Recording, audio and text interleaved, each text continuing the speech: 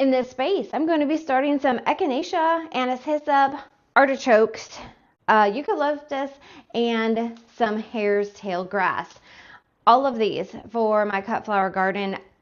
I can use the artichokes. They probably don't have a long vase life, as I don't really know their vase life, but they're beautiful blooms. And so my goal is to have a patch of artichokes. They can be perennial for me, but I'm just going to test it out and see how it does.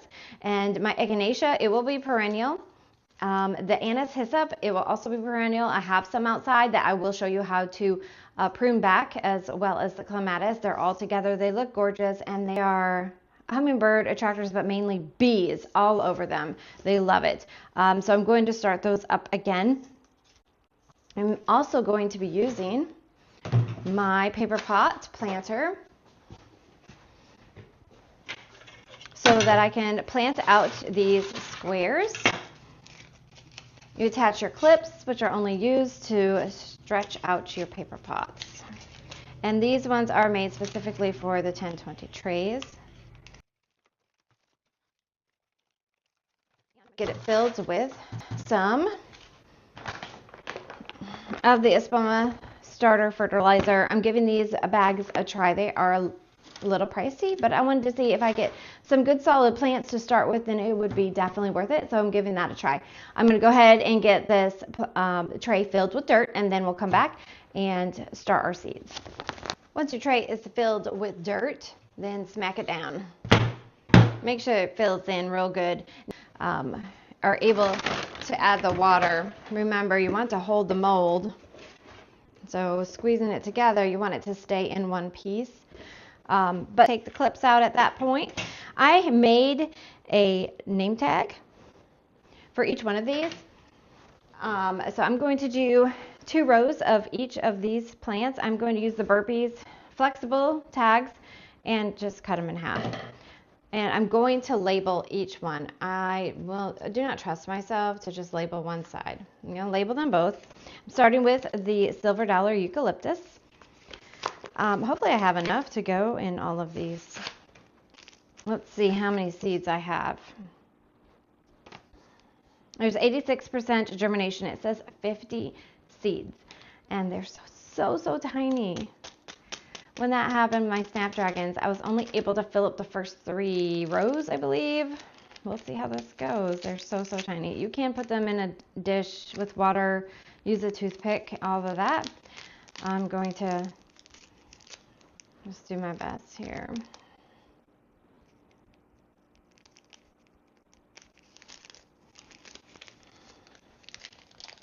And try to have some for 2 rows.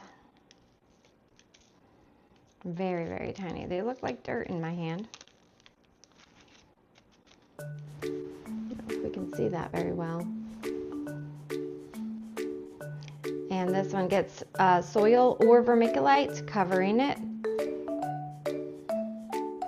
just very lightly.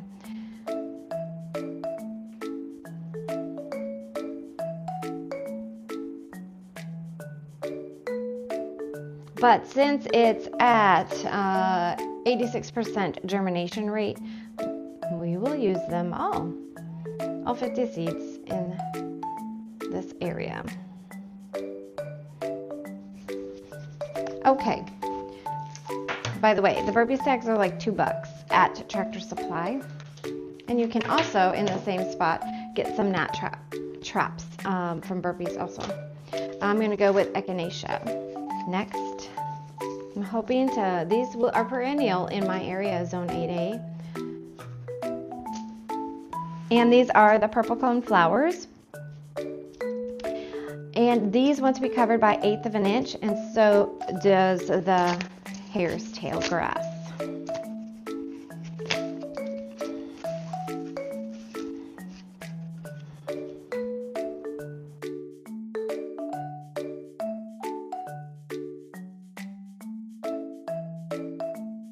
I'm building out an Echinacea garden area, and I want to put these in there and take them to my church and have some perennials, things that I can just cut back and they can do their thing in the heat.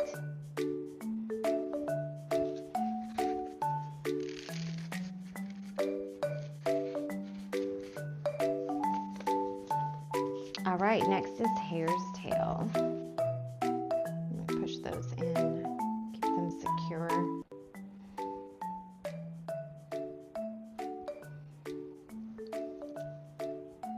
This will be one of my fillers like the eucalyptus will.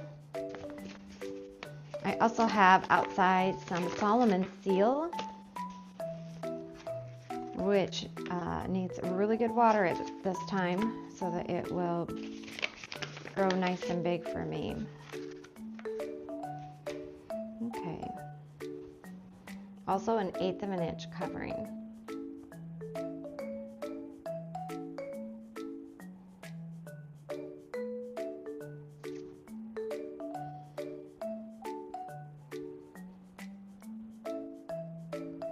And this germination testing was 76%. So we'll see how that goes. Anise Hyssop. This one is a purple. Can also be used in your tea. It does taste like the licorice flavor. Just grab the leaves and enjoy. This is an open package, but it was new last year. We'll see how this germinates. And this one is light to germinate. So only needing some vermiculite on top. Okay, the artichokes. And I actually have an extra spot. I'm going to use my new package. This one was open. I just don't trust it. Going to germinate right. And I may not have enough for 2 rows. Let's see. Okay. I have 2 left over.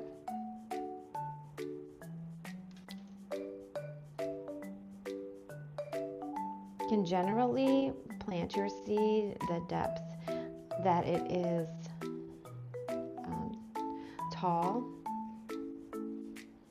So that one's going to get covered with some dirt. And I have 1 more row left over. Let's add some more Echinacea.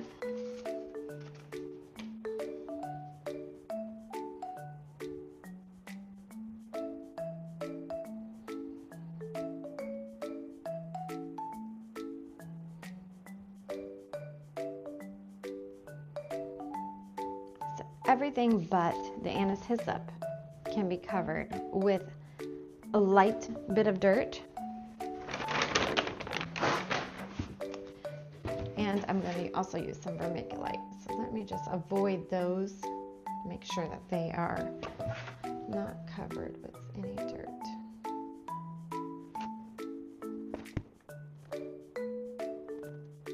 Okay. Remember, vermiculite is good to keep the fungus down so that it's not pinching off your seedlings. Remember to put them underneath the light because right now I need light for my Anise Hyssop. It won't bother that the other items get light as well. And then take the dome off when sprouts start coming through.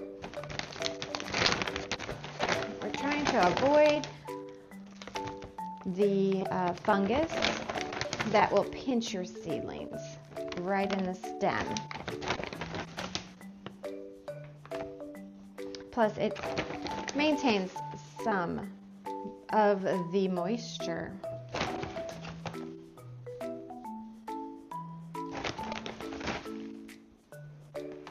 Now vermiculite runs about $20 a bag, but I had this one since last year. It is lasting me. You spray them in.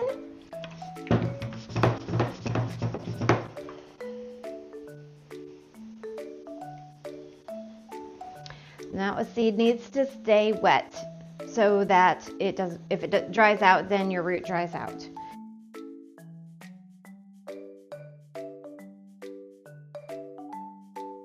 Spray every day. Spray some neem oil on top.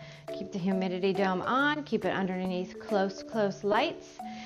If your light is far away or you're growing it at your windowsill, then your seedling's gonna be way tall and not function well, will not get its true leaves. Once we get true leaves, then we can talk about fertilizing and watering from below. Now I only have it sitting in this. I do not have a plug tray, so I will probably be watering from above. Intentional watering since it will not drain.